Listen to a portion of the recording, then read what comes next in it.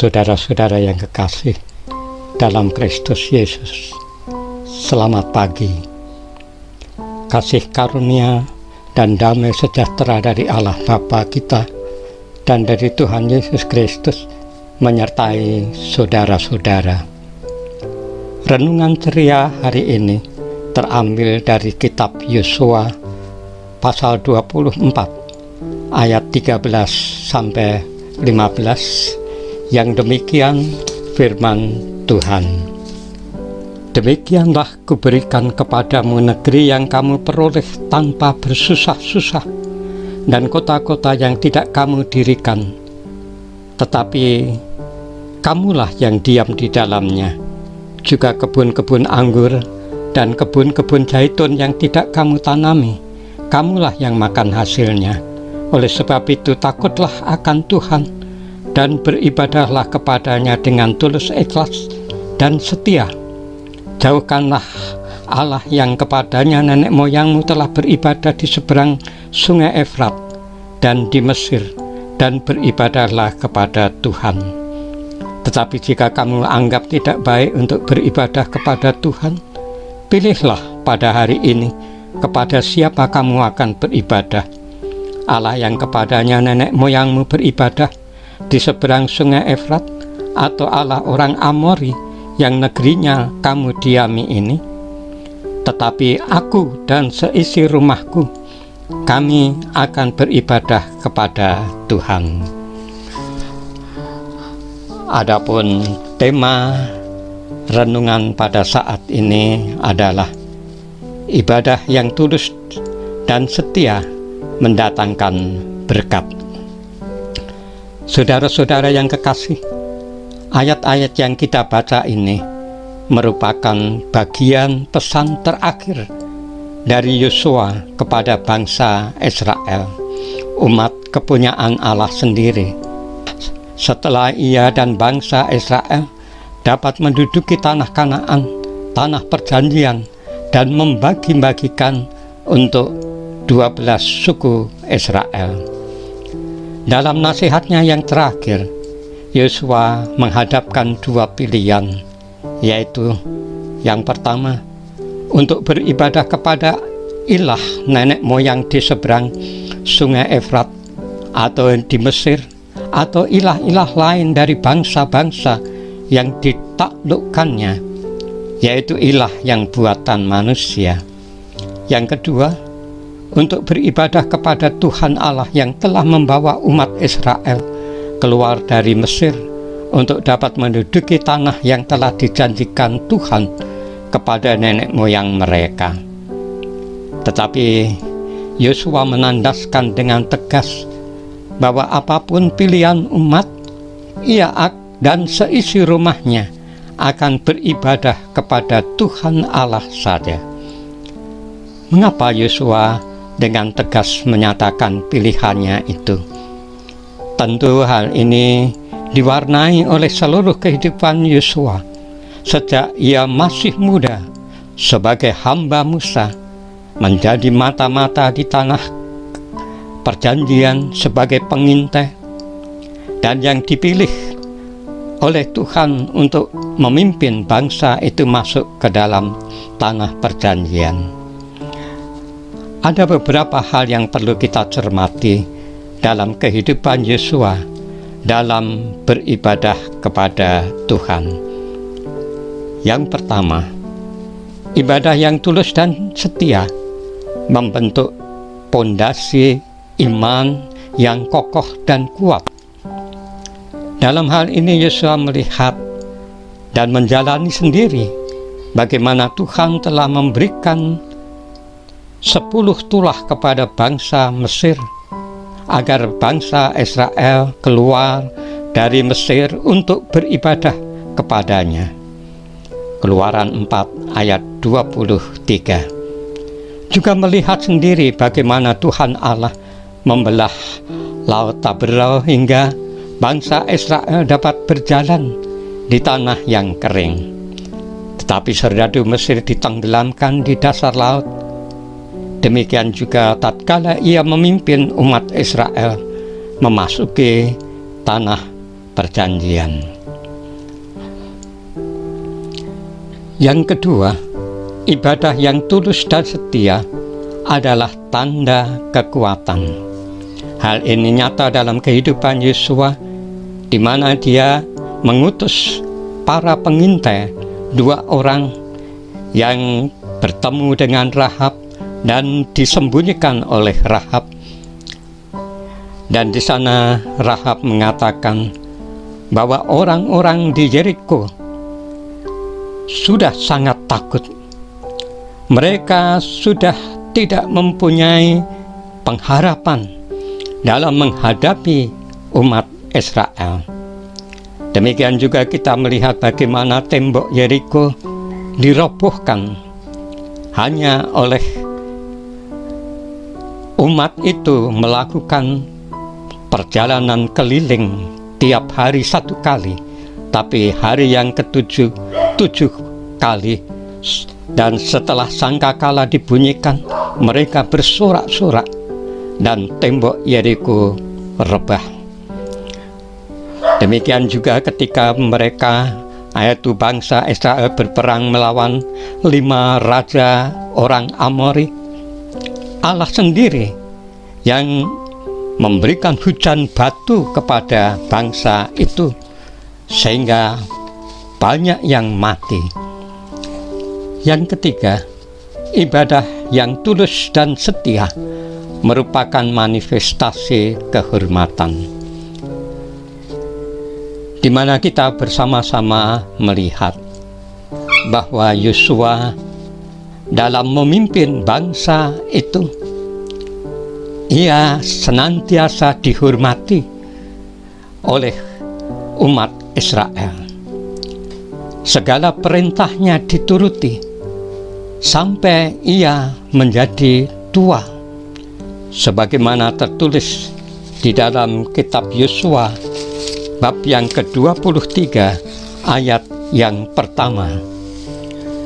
Lama setelah Tuhan mengaruniakan keamanan kepada orang Israel ke segala penjuru terhadap semua musuhnya, dan ketika Yosua telah tua dan lanjut umurnya, dan tidak ada gejolak-gejolak atau sungut-sungutan yang dilakukan oleh umat Israel, semuanya menghormati Yosua sampai kepada kematiannya. Hal ini nyata juga bahwa Yosua mati dalam umur 110 tahun. Dan yang keempat, yaitu ibadah yang tulus dan setia memberikan hidup. Yosua senantiasa diperhadapkan dengan tekanan-tekanan, diperhadapkan dengan perjuangan-perjuangan yang hebat, di mana musuh-musuhnya, yaitu bangsa-bangsa yang hidup di tanah perjanjian itu, mempunyai persenjataan yang lengkap. Namun kita mengetahui bahwa Yosua dapat mengalahkannya, semuanya dapat ditumpasnya, sehingga daerah mereka, tanah perjanjian itu dapat dimilikinya. Saudara-saudara yang kekasih di dalam Tuhan Yesus Kristus, itulah mengapa Yosua dengan tegas dan dengan mantap mengatakan bahwa apapun yang menjadi putusan daripada umat di dalam mereka akan beribadah, tetapi Yosua dengan keluarganya hanya akan berbakti kepada Allah Israel yang hidup. Saudara-saudara yang kekasih di dalam Tuhan Yesus Kristus, bahwa apa yang disarankan, dinasihatkan oleh Yosua kepada bangsa Israel itu adalah juga diberikan kepada kita sebagai umat percaya, bahwa sebagaimana Yosua menghendaki umatnya untuk beribadah kepada Allah saja, demikian juga kita sekarang, bahwa kita tentu haruslah beribadah kepada Allah di dalam Tuhan Yesus Kristus. Karena di sanalah kita akan memperoleh akan kekuatan iman kita, dasar iman kita di dalam kita melakukan ibadah-ibadah kita. Kita melihat sendiri sebagaimana juga Timotius, dia senantiasa oleh Rasul Paulus dinasehatkan sebagaimana di dalam 2 Timotius 1 ayat yang ke-5, bahwa Timotius yang masih muda ini, dia pada waktu kecil dia dididik oleh neneknya dan ibunya untuk beribadah, berbakti kepada Allah. Dan bahkan di dalam 2 Timotius 3 ayat 15, di sana dikatakan bahwa Timotius sejak masih kecil senantiasa menerima akan firman Allah. Sehingga kita jelas mengetahui bahwa ibadahnya kepada Allah inilah yang memberikan iman yang kokoh, pondasi yang kuat bagi Timotius. Demikian juga kita mengetahui bahwa sebagai orang percaya, kita senantiasa mendapatkan kekuatan karena Tuhan Yesus sendiri yang menjadi sumber atau menjadi pusat daripada iman kita. Ia telah mengatakan di dalam Injil Matius 28 ayat yang ke-20, "Lihatlah, Aku menyertai kamu senantiasa sampai kesudahan zaman." Tuhan Yesus akan menyertai kehidupan kita dan memberikan kekuatan kepada kita di dalam kehidupan kita, dalam melakukan segala sesuatu. Yang ketiga, bahwa kita sebagai orang percaya, bahwa kita tentu senantiasa menghormati kepada Tuhan kita Yesus Kristus yang merupakan sentral daripada kehidupan kita.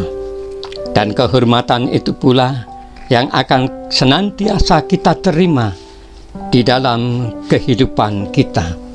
Sebagaimana kita mengetahui bahwa kehidupan kita di dalam Tuhan Yesus Kristus senantiasa boleh menerima akan kehormatan.